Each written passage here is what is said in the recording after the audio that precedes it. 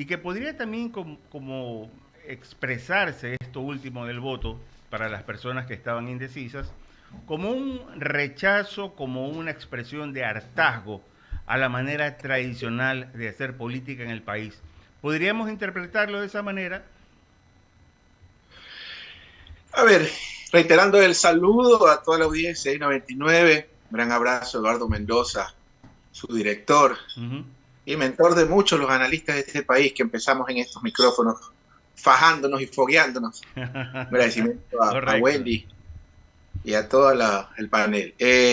Mire, creo que los procesos electorales hay que analizarlos más allá de la coyuntura y más allá obviamente de la comunicación, como lo que realmente son, como hechos políticos. ¿Sí? Cuando usted Ujú. no analiza los temas electorales como hechos políticos, es muy difícil entender efectos sin analizar causas. Primero, obviamente celebrando por el país su fiesta, porque eso sí, la voluntad del pueblo es sagrada. Claro. Hay que analizar un poco el contexto y los antecedentes. Primero, el señor Novoa no era ningún aparecido, ¿sí? No, está vivo y con la bendición de Dios esperemos que vaya con toda su lucidez, energía y juventud. Ojalá no sea un Sánchez de Lozada con Alan García, primera versión, sino un Daniel Novoa, ¿no? Claro. A ver, primero, el apellido Novoa ha estado presente en este siglo XXI en la papeleta, todo este siglo. Es más, recordemos que en la última elección, en la del 21, a Álvaro Noboa, en honor a la justicia, hay que decirlo, no lo dejaron participar porque sí, porque se llamaba Álvaro Noboa, porque cazaba huracanes. No hubo una razón, al menos yo he revisado, obviamente no soy un experto en temas electorales, pero no hubo pues una razón de peso legal para impedirle su participación. Entonces vienen hechos políticos y en parte, como buen heredero de una fortuna, también hereda eso el amigo Daniel. Ujú. Uno. Dos, eh, la derecha, hablemos ya de tendencias, tiene una particularidad que es súper interesante, ¿sí? Que aprendió y entendió que tenía que crear o tenía que confiar en lo que se llama en ciencia política la teoría de las coaliciones. Lo que hace a Lazo ganar fue una coalición de fuerzas, porque yo creo que es reducirlo, no es que los que aman a Correa, los que odian a Correa, los gordos, los flacos, así no funciona. Ujú. Hay que hablar de hechos políticos. Y la derecha, o lo menos la tendencia del centro de la derecha y todo lo que abarca, con lo bueno y lo malo, logra consolidar una coalición en la elección de Lazo. Y en esta elección la consolida de manera tácita, digamos, porque la gran mayoría de los grandes actores, pues uno dirá, o escuchaba o leía comentarios, bueno, ¿cómo es posible que la gente siga votando por la derecha, por la otra orilla? ¿No? Entonces, no, la gente no es que vota por la derecha o por la izquierda. Ujú. La derecha hábilmente, y eso hay que saber reconocerlo, Yeah. ha logrado consolidarse en coaliciones después de la primera vuelta. ¿Sí? Pasó con Lazo, pasó ahora. Y ahora, eso hace, obviamente, que también tengamos que ver el post-elección. ¿Sí? Tomando en cuenta que la otra fuerza, con un candidato, supongo que muy leal, pero no muy potente, una candidata no muy potente, pero muy leal, Ujú. sacan el 48% de los votos. Yo Claro. acabo de ver el corte al 99 punto, creo que ya casi, esto ya llega al 100%. Sacan el 48.10%, se quedaron a 2 puntos de ganar la elección, Por supuesto, con una claro. candidata, con todo el cariño y respeto, es una mujer interesante con su vida, Ujú. con su relato de madre soltera, muy atractiva, o sea, preparada, pero Así es. leal. Tal es así que Arauz tenía mayor nivel de conocimiento que ella y que el mismo Correa. Entonces, hay muchas lecciones que creo que debe entender la izquierda, porque la izquierda tiene que ver más allá del correísmo, no ser anticorreísta, por ahí no va, Ya. pero creo que ya la etapa del correísmo, por lo menos de ese liderazgo fuerte, neurótico, temperamental, que para unos fue bueno y para otros no, Ujú. creo que ya concluyó. Creo que es el momento de pensar en el post-Correa, y en el post-Correa no le alcanza a la izquierda sin el correísmo, ni al correísmo sin el resto de la izquierda. Esto es interesante, Osvaldo, porque también he escuchado argumentos como esta es una manera de hacer política, tal vez de aquí en adelante en el Ecuador. ¿Por qué? Porque tanto Luisa González, coincido contigo, mis respetos para ella, una mujer valiente, una mujer, una dama, porque al final ella reconoció la derrota y eso hay que destacarlo, y en buena lid. De igual manera, Daniel Noboa, como dije, es un joven también, No hubo esa confrontación en el debate, que la criticaron obviamente porque queríamos, y hasta ahora yo también espero, y en eso sí soy crítico de parte y parte, pero en este caso ya sería Daniel Noboa, propuestas concretas. Pero reitero y resalto el hecho de que no hubo esa confrontación tradicional a la que estamos acostumbrados y yo particularmente he venido creciendo con ella. ¿Tú crees que a partir de aquí en adelante se remocen los partidos políticos, aparezcan nuevas figuras, sea la oportunidad para que aparezcan muchos jóvenes que tienen mucho que aportar para este país? Mire, yo no creo en este tema de que joven vota joven. De acuerdo al censo, del último censo, este censo 3.0, eh, hay casi más de 1% de mujeres que hombres. Eso si usted lo ve y lo analiza con más frialdad, eso significaría que estamos como Rusia, porque hay más mujeres que hombres. Así es. ¿Sí? Eso de acuerdo al censo. Entonces, es un mito esto de que mujer vota mujer. Uh -huh. Y no, bueno, la señora González fue la presidenta de la República. Claro. Es un mito esto de que hombre vota hombre. A mí me parece que Noboa, y esto lo dije en algún medio de comunicación, Noboa tenía otro factor fundamental que es difícil de torcer o digamos, de voltear, que era el viento de cambio a favor, el viento de cambio favorable. Era muy difícil que tú le digas a Noboa, tú fuiste parte del gobierno Moreno, del de Correa y del de Lazo. ¿Sí? Tenía viento de cambio favorable, indudablemente. Entonces, eso era muy difícil. Me decía un amigo, porque bueno, gracias a Dios, igual que ustedes, tenemos amigos en todas las orillas y todos pasan por estos micrófonos y Sí, debatimos, así es. conversamos, analizamos, aprendemos. Me decía un amigo, no, pero es que el asesinato de Villavicencio, indudablemente el asesinato de Fernando Villavicencio, que aprovecho por medio de estos micrófonos, una vez más reiterar la solicitud a la justicia de que este crimen cobarde no quede en la impunidad. La muerte de Villavicencio, por supuesto que es un factor. Mire, yo soy consultor político. ¿Ya? Yo los últimos 20 años me dedico a esta actividad. Bueno, no soy de la idea de que hay que estar publicando fotos hasta en el urinario con el candidato. El único que sabe dónde y para quién y cuánto cobro es el Servicio de Rentas Internas.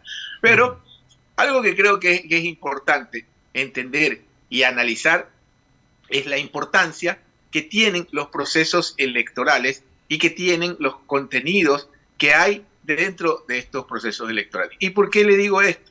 Porque a mí en alguna elección, en algún país, pasó algo, nos mataron a un funcionario, un miembro de la campaña, lo asesinaron a un joven sin antecedentes penales, y se tornó todo violento. Pero claro, nosotros no tuvimos capacidad de reacción porque eso pasó antes del cierre de campaña. Generalmente es cierto, este tipo de situaciones violentas no te dan capacidad de reacción, pero creo que el correísmo tuvo mucho tiempo. Hablemos de que lamentablemente el asesinato del señor Villavicencio, que desde mi punto de vista, y lo dije en estos micrófonos, tenía opciones y muchas, Sí, yo también. y creo que su participación en el debate hubiera sido, no sé si determinante, pero importante y trascendente. ¿Ya? Fue un hecho que pasó en la primera vuelta. Me parece que el correísmo nunca se pudo reponer, ni siquiera a la externa, sino a la interna de ese golpe, y se pasaron permanentemente en una dinámica, digamos, defensiva, y con razón, seguramente, pero me parece que no tuvieron esa capacidad de reacción. Y lo digo como profesional, a mí me ha pasado, yo no tuve capacidad de reacción en una situación parecida, pero no tuve el tiempo, no tenía 2 meses posteriores al hecho como para poderlo revertir. Y en este caso me parece que en la segunda vuelta hubo una serie de eventos, o por lo menos fue una segunda vuelta muy aburrida. Y en general, si usted se fija, y esto lo digo también con respeto, porque aquí el problema ya no va a ser lo que Daniel Noboa decía, sino lo que hagan en lo venidero. Si usted se fija, los voceros principales de las dos candidaturas eran los vicepresidentes. Sí, así fue. Nosotros no discutíamos de lo que decía Daniel, de lo que decía la señorita Luisa, o la señora Luisa, que es irrelevante. Hablábamos de lo que decía la vicepresidenta, que la conozco, la Vero Abad, que le mando mi abrazo y felicitación, pero lo que ustedes ven en los videos, eso es la Vero. Toda la vida ha pensado así, ella nunca ocultó su pensamiento, y es una muy respetada, ¿ya? Pero hablábamos de lo que decía ella. Por el otro lado, hablábamos de lo que decía Arauz, pero Arauz le hacía más daño, creo yo, al correísmo. ¿Y por qué no es contra Arauz? Por si acaso, en términos de comunicación política. Cuando usted en comunicación política tiene que explicar algo más de una vez, no sirve. ¿Sí? Entonces, suponiendo que se tergiversó, si no se tergiversó, que la prensa, que no, hermano, si tú dices algo en estos temas que hay que explicar 2 veces o no se entiende, no sirve. Y la diferencia entre Arauz y Verónica y el propio Daniel y su misma presidencial es que Andrés Arauz tenía más nivel de conocimiento que la señora Luisa, que la señora Verónica Abad y que el mismo Daniel. Entonces, fue una elección súper atípica, donde claro, en otro espacio, y usted me corta con toda confianza, me decía Claro. otro colega de ustedes, oiga, pero un León Febres Cordero, un Rodrigo Borja, un Negro Hurtado, un Álvaro Uribe, un mismo Rafael Correa, un Clemente Huerta, pero a ver, un momentito, me está hablando de políticos de otro siglo, ¿sí? Ya, No es que Luis y Daniel es lo que hay o es lo que había, pero claro. son los perfiles que tenemos en este siglo. Por eso los Correas llegan y duran, los Uribes llegan y duran, los Velasco y Bárbara, otro siglo, otro contexto, otro elector, otro tiempo, otra gente, otro ADN. Entonces, en ese escenario, me Ujú. parece que eso fue lo atípico de esta primera vuelta, de esta primera y segunda vuelta, donde los grandes protagonistas. Creo que donde Luisa reaparece y como que mire, le pongo otro ejemplo. Yo Ya. no me sabía el nombre de la candidata del correísmo hasta la segunda vuelta, y no le estoy mintiendo. Ah, caramba. Sabía que era Luisa, y Ya. yo siempre decía Luisa Lane, Luisa González. Correcto. A partir Ya. del debate, como que ella recuperó oxígeno y como que prolongó la contienda. Pero, en todo caso, no les alcanzó. Ahora, Osvaldo, estamos dialogando con Osvaldo Moreno, un conocedor y un estratega político, y vamos a entrar a hablar de las estrategias. A propósito, nos siguen hasta las plataformas digitales, en Instagram, en Facebook, en YouTube, Twitter, ahora es X, y de igual manera en CNT y también en YouTube. Usted puede suscribirse, darnos un like, activando la campanita. Osvaldo, eso es en cuanto al fondo. No sé si lo hayas considerado como fondo. Quiero hablar del tema de la forma. ¿Por qué? Porque sí fue llamativo esta figura a través de cartones de la presencia de Daniel Noboa. ¿Tú crees que eso fue algo disruptivo? ¿Fue algo que pudo haber aportado? Pero tampoco no creo que haya sido determinante en una elección, porque de serlo, estaríamos subestimando también el pensamiento y la calidad de análisis que tenemos los ecuatorianos.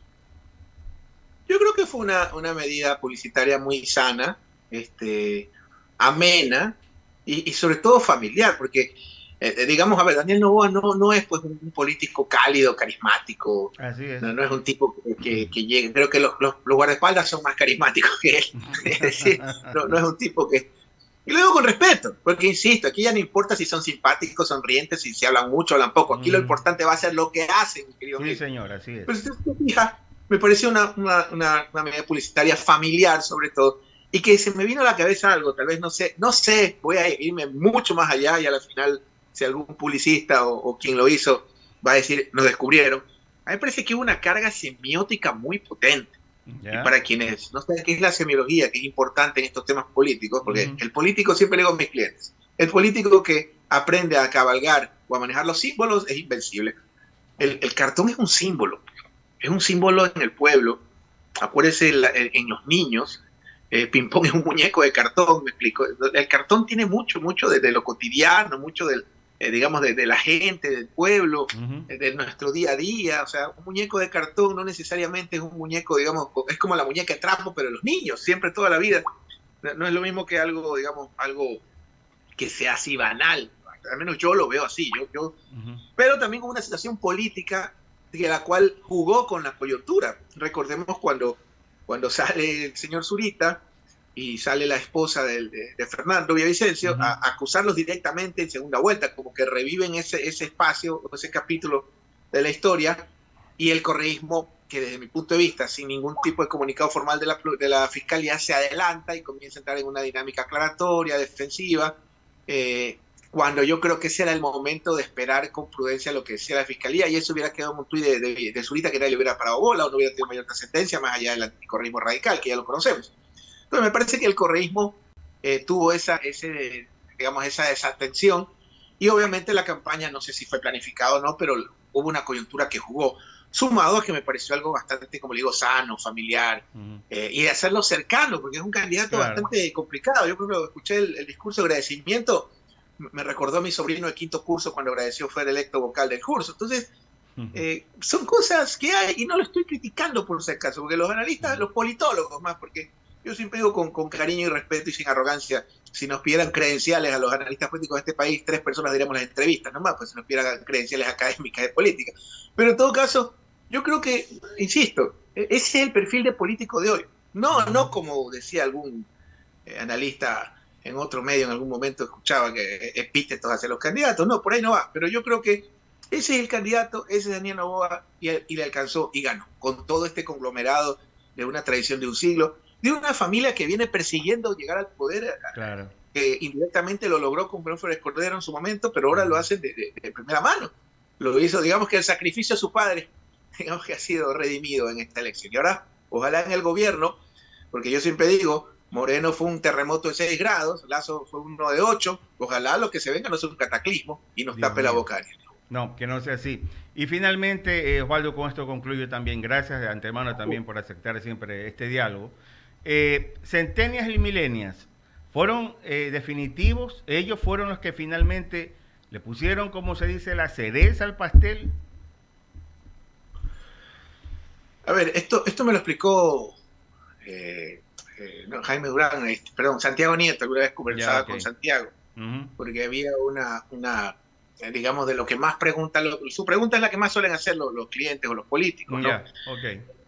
Alguna vez coincidí con él en algún caso X, en una plaza X, hace unos 4 años atrás, y él dijo algo que me dejó pensando que de hecho está en sus libros, ¿no? Ya. Este tema con los millennials, con los Ujú. baby boomers, mire, si usted le roba la pensión de jubilación a un anciano, a una persona de tercera edad, probablemente no compre sus pastillas y tenga grandes problemas de salud. Si usted me roba a mí el sueldo, un hombre que promedia de los 30 a los 50, probablemente yo haré lo que sea porque mis hijos coman. Claro. Si usted le roba el celular a un millennial o a un centennial, va a necesitar terapia psicológica. Pero al final, no es la Ya. pensión jubilar, no es el sueldo, no es el celular, es la inseguridad lo de fondo. Al final a todos los segmentos de la sociedad, la inseguridad o los problemas los afecta por igual y el tema es cómo los aborda. Yo creo que decir, no, es que solo los jóvenes votaron por Daniel no va a reducirlo a una coyuntura y a la edad que tiene. Sí, por eso digo, espero que no sea un Sánchez de Lozada mezclado con Alan García uno, porque sería nefasto para el país. Y ojalá sea una versión, digamos, una versión de Roldós salida de Sambo. Pues no, vamos a ver qué pasa. No, definitivamente, Osvaldo, y todas las personas que nos ven, nos sintonizan, todos tenemos esa esperanza. Y que sea así, para beneficio de todos. Gracias, Osvaldo Moreno, consultor político, estratega también electoral, quien ha compartido con nosotros en esta mañana y espacio de diálogo. Sí, sí, así es. Un gran abrazo, gracias. Seguro no va a ser un lazo sub-40, porque ya sería la desintegración nacional. Pero la mejor de la suerte, felicidades al país, la mejor de las suertes al Sí, así es. presidente nuevo electo. Y muchísimas gracias, como siempre, este maravilloso espacio. Gracias, Osvaldo Moreno. Bien, sí, efectivamente. Eso es lo que anhelamos los ecuatorianos e incluso escuchamos.